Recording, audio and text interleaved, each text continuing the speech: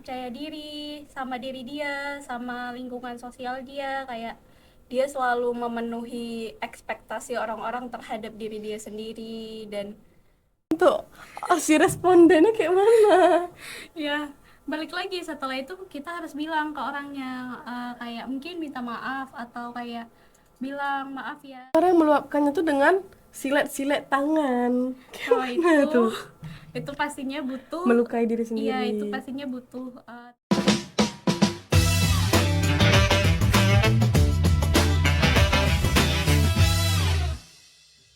Assalamualaikum warahmatullahi wabarakatuh. Kembali lagi di podcast Ruang Cerita, podcastnya mahasiswa. Kenalin, aku selaku host. Namaku Anissa Humaira, bisa dipanggil Ica atau Nisa. Nah, di podcast ketiga kita kali ini akan membahas seputaran psikologi pada remaja. Nah, di sini kita mengundang salah satu tamu yang cantik, jelita, gemoy yang akan berbincang-bincang dengan kita. Halo, boleh kenalan dulu nggak dengan penonton kita? halo, boleh dong, kenalin, nama aku Mita. Aku dari jurusan Ilmu Komunikasi. Nah, seperti yang aku bilang tadi, kan kita membahas tentang seputaran psikologi pada remaja. Psikologi pada remaja ini masih sebagian besar orang menganggap ini tidak terlalu penting. Padahal di masa inilah, masa remaja ini merupakan salah satu masa peralihan dari masa kanak-kanak ke masa dewasa. Di sini akan memunculkan banyak problem yang tidak semua remaja dapat mengatasinya. Nah, jadi aku mau nanya nih sama Mita. Kenapa sih Mita tertarik ke dunia psikologi? Kenapa tertarik? Mungkin karena dari kecil suka belajar tentang hal-hal psikologi, kayak sering nonton film yang berbau dengan psikologi, dan itu jadi apa ya, membuat jadi buat pemahaman diri sendiri dan wawasan juga sih. Berarti dari pengalaman dan eh karena tertarik tadi mencari tahu, menonton-nonton film yang relevan. Nah, dari yang Mita pelajari dan yang Mita tahu lah, apa aja sih psikologi yang Mita tahu? Boleh nggak jelasin ke penonton kami agar kami tuh tahu sebenarnya psikologi pada remaja itu apa sih? Untuk psikologi remaja itu sendiri, kesehatan emosional secara psikologis yang dialamin sama remaja, terutamanya kayak dari lingkungan sosialnya, kayak dia harus bisa mengontrol kayak mana emosionalnya, sikapnya, kayak gitu sih. Mengenal jati diri dia sendiri lah ya untuk Iya, mengatasi permasalahan dia, nggak lagi dibantu oleh orang tuanya, berarti harus mandiri ya. Terus gimana sih cara kita mengenal gejala awal bahwa kita tuh sedang mengalami masalah kesehatan mental?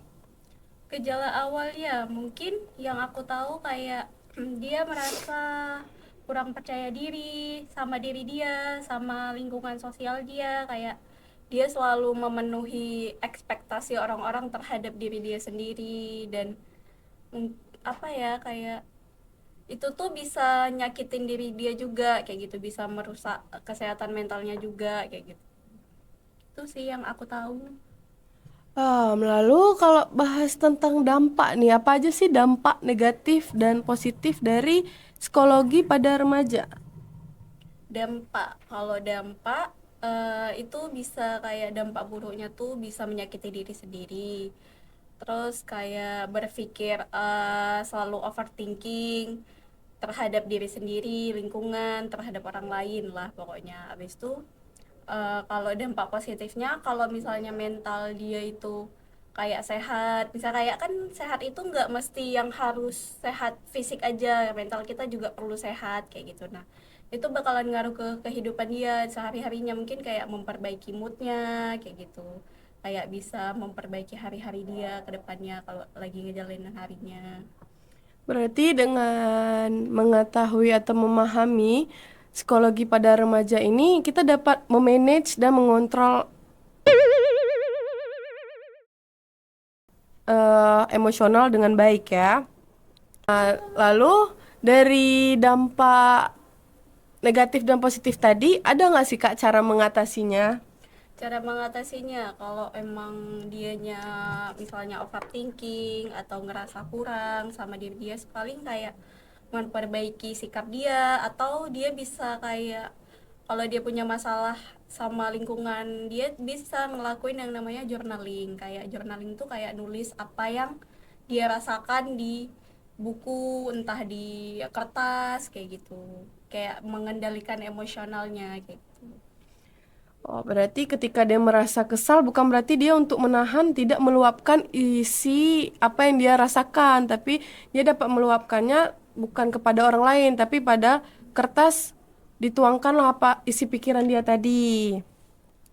Nah, untuk Mita sendiri nih, pernah nggak sih berkonsultasi dengan psikolog apa? Psikolog. Psikolog atau psikiater? Tentunya pasti pernah sih, pernah beberapa kali, dan pasti tiap psikiater atau psikolog cara pengobatannya, cara penyampaiannya tuh beda-beda, tergantung kitanya bisa menerimanya itu gimana gitu. Oh, gitu ya. Berarti lumayan penting ya psikologi pada remaja. Lalu, apa aja sih yang sekiranya mengganggu kesehatan mental pada remaja? Apa aja penyebabnya yang akan mengganggu kesehatan mental dia sendiri? Mungkin dari lingkungan sosialnya, kayak dari pertemanannya, dari omongan teman-teman yang buruk tentang dia kayak gitu, atau dari keluarga, atau dari pikiran dia sendiri, kayak dia nggak bisa memanage pikirannya itu jadi kayak pikiran negatif kayak gitu, kayak overthinking kayak gitu. Terus karena Kak Mita nih lumayan tahu tentang psikologi, ada nggak sih teman-teman Mita yang mungkin mengalami hal masalah mental tersebut lalu berkonsultasi atau cerita ke Mita?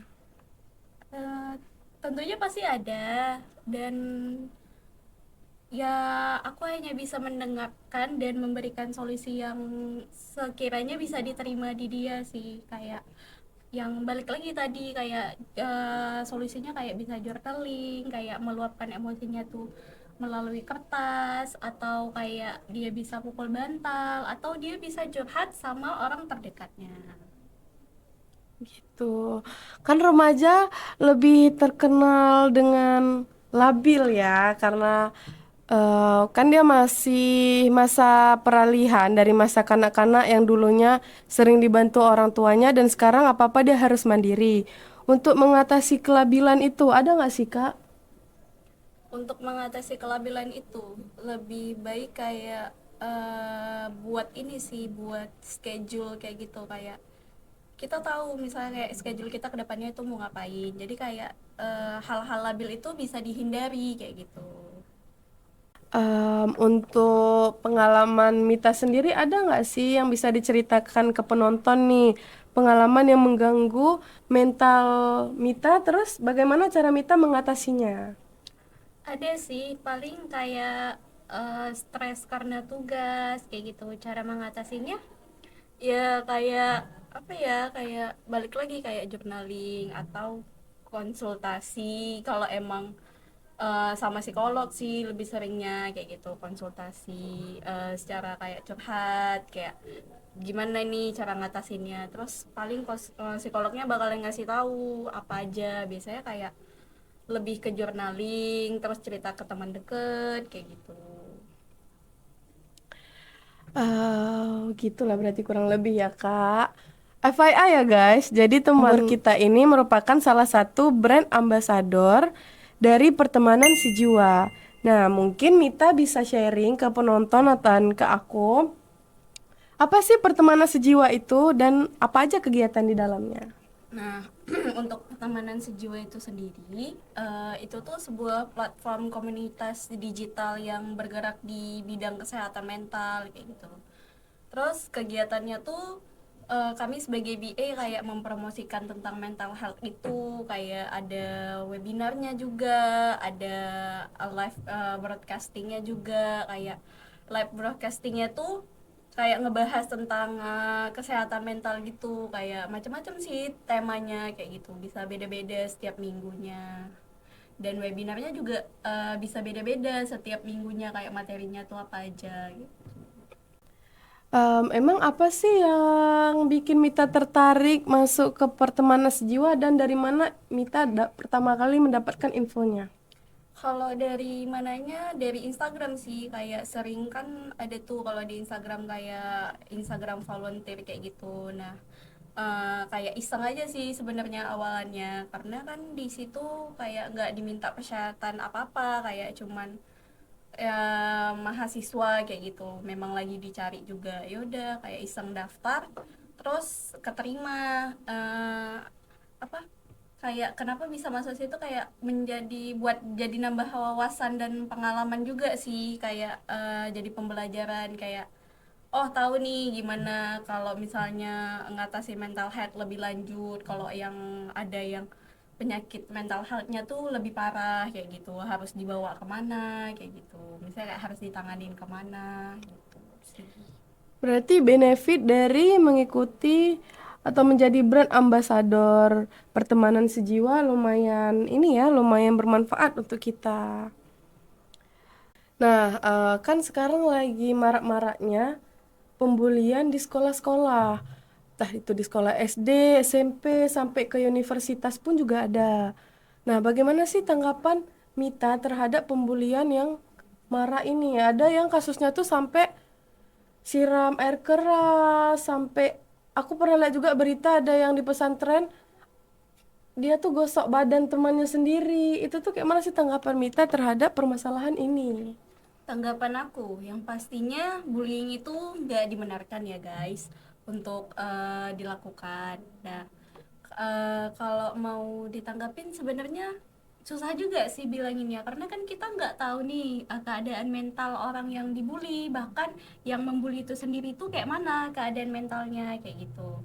Jadi kayak balik lagi sih, kalau emang ciri-ciri mental dia tuh kayak misalnya kayak merugikan orang, abis tuh kayak udah di luar dari konteks kebiasaan dia yang dia lakukan, sih wajib dibawa ke eh, psikiater atau psikolog kayak gitu, membutuhkan bantuan yang lebih lanjut supaya tahu kalau misalnya dia itu kenapa dia bisa melakukan hal bullying itu. Terus yang buat yang dibully juga supaya dia bisa mengatasi traumanya, atau ya dia bisa mengatasi traumanya kayak gitu.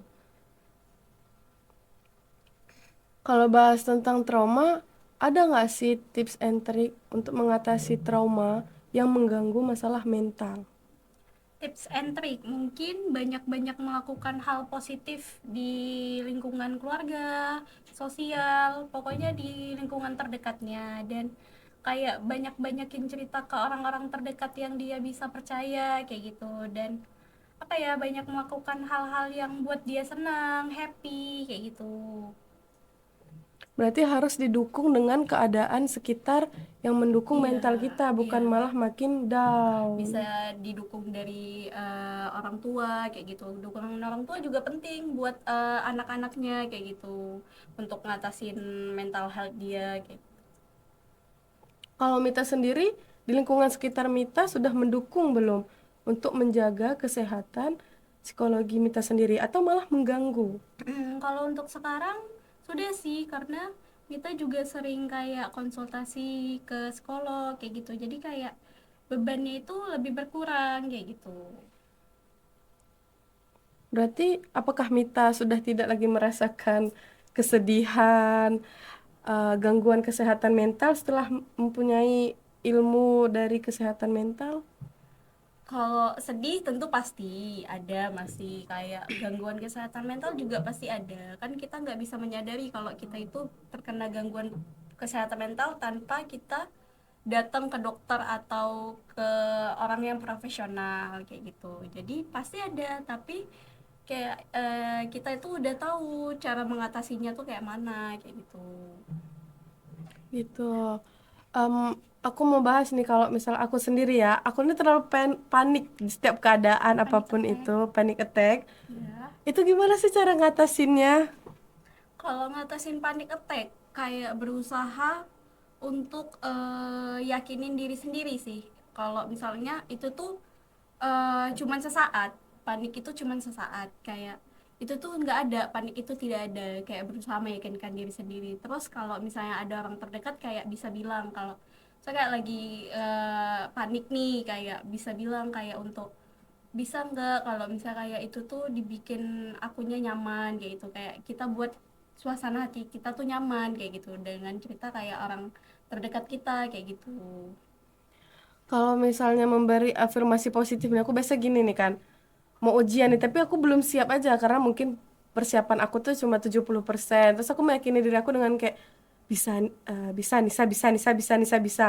Akhirnya aku termotivasi sih, tapi itu tidak terlalu membantu. Ya itu bisa jadi salah satunya. Kalau mau lebih membantu lagi sih mungkin kayak lebih di ini apa ya, lebih ditegasin lagi kalau kayak Mita tuh bisa, kayak Ica tuh bisa kayak gitu, dan nggak boleh berpikir pesimis atau berpikir negatif terlebih dahulu sih. Itu sih. Kalau misalnya lagi marah, kesal, panik, campur aduk nih, terus kita meluapkannya ke orang dengan cara ya udah melontarkan semua apa yang diisi pikirannya. Menurut Mita itu baik atau tidak untuk diri Dari kita? kalau itu orang terdekat, dan orang terdekat itu memahami kita, itu baik sih, karena kayak dari situ kayak kita tuh jadi lebih lega karena kayak kita udah menceritakan semua apa yang ada di pikiran kita saat itu. Berarti baik untuk diri kita. Lalu untuk si respondennya kayak mana? Ya, balik lagi setelah itu kita harus bilang ke orangnya, kayak mungkin minta maaf atau kayak bilang maaf ya kalau misalnya tadi aku marah-marah, tadi aku karena lagi kayak gini, kayak cuman meluapkan saja kayak gitu, supaya Pasti orangnya juga ngerti kenapa gitu. gitu ya. Jangan tiba-tiba langsung marah-marah. Berarti kayak ngasih tahu dulu, ini aku lagi nggak pas nih, aku mau curhat. Lalu baru ngegas Iya, gitu kan. tergantung orangnya juga sih mau nggak mendengarkan. Kalau emang nggak bisa, berarti kita bisa cari alternatif lain, kayak misalnya nulis atau marah-marah, mukul bantal, atau ngeluapin sendiri juga nggak apa-apa, kayak teriak di mana aja kayak itu, teriak. Ya udah kita teriak aja sekencang-kencangnya kayak gitu. Tapi ada sebagian orang yang meluapkannya tuh dengan silet-silet tangan. Oh Gimana tuh? itu pastinya butuh. Melukai diri Iya, sendiri. itu pastinya butuh penanganan yang lebih ya, datang ke profesional untuk mengatasinya kayak gitu. Mita sendiri apakah pernah mengalami itu? Tentunya tidak, alhamdulillah. Alhamdulillah.